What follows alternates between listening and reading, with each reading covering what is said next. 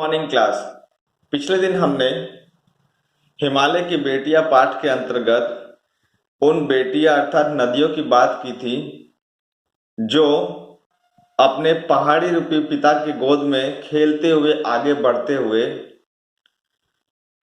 पूरे हर्ष और उल्लास के साथ धरती पर आती है और शिथिल हो जाती है। आज हम उसके अग्रिम भाग का पठन करेंगे।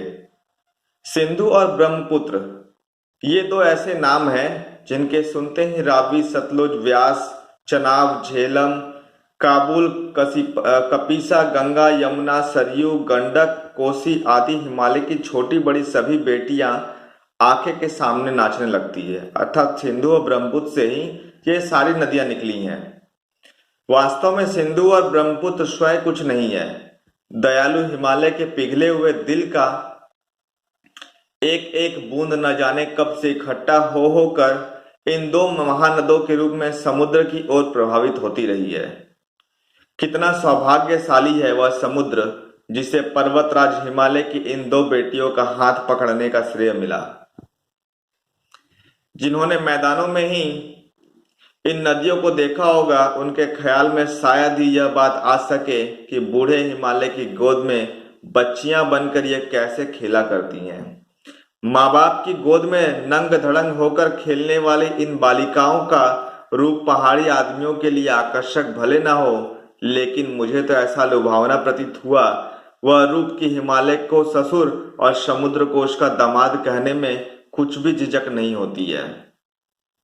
अर्थात यहाँ पर ससुर अर्थात हिमालय को कहा गया है, जो कि पर्वतराज उन नदियों के पिता हैं, और समुद्र जहां पर वह नदियां जाकर विलीन हो जाती है उसे कहा गया, अर्थात उनको दामाद कहने का है। कालिदास के बिरही यक्ष ने अपने मेघदूत से कहा था, वेत्रवती वेतवा नदी को प्रेम का परितान देते जाना, तुम्हारी वह प्रेयसी तुम्हें पाकर अवश्य प्रसन्न होगी। यह बात इन चंचल नदियों को देखकर मुझे अचानक याद आ गई। कालिदास के नाटक में यह घटना घटी थी जो इन नदियों को देखकर लेखक को याद आ गई, और सोचा कि शायद उस महाकवि को भी नदियों का सचेतन रूप पसंद था।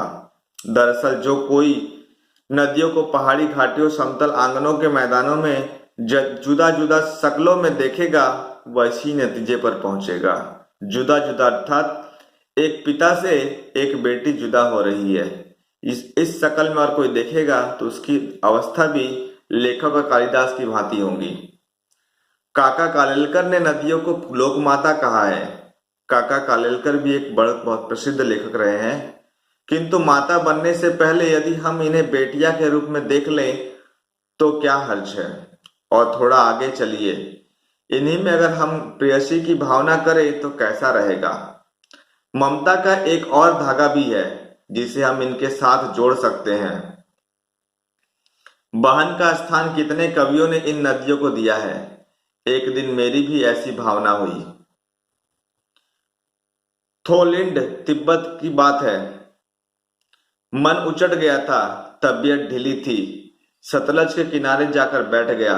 दोपहर का समय था, पैर लटका दिए पानी में। थोड़ी देर में उस प्रगतिशील जल ने असर डाला, तन और मन ताजा हो गया। तो लगा मैं गुनगुनाने, अर्थात जिस प्रकार बहन एक भाई का ख्याल रखती है उसी प्रकार वह नदी भी मेरा ख्याल रख करके मेरी सारी थकावट दूर कर दी, और मैं लगा गुनगुनाने। जय हो सतलज बहन तुम्हारी, लीला अचरज बहन तुम्हारी। हुआ मुदित मैं मन हटा खुमारी, जाऊं मैं तुम पर बलिहारी। जय हो सतलज बहन तुम्हारी, लीला अचरज अर्थात तुम्हारी लीला अपरंपार है बहन तुम्हारी। हुआ मुदित मैं तुम पर मोहित हो गया। मन हटा खुमारी, जितने मन में जितने खुमार थे, जितने द्वेष थे वह हट गए। जाऊं मैं तुम पर बलिहारी। तुम बेटी यह बाप हिमालय, चिंतित पर चुपचाप हिमालय। प्रकृति तट नटी कि चित्तित पट पर, अनुपम अद्भुत छाप हिमालय। जय हो सतलज बहन तुम्हारी। इसी के साथ यह पाठ समाप्त होता है, और अगले दिन हम इसके अभ्यास पत्र के अंतर्गत प्रश्न उत्तर का अभ्यास करेंगे। धन्यवाद।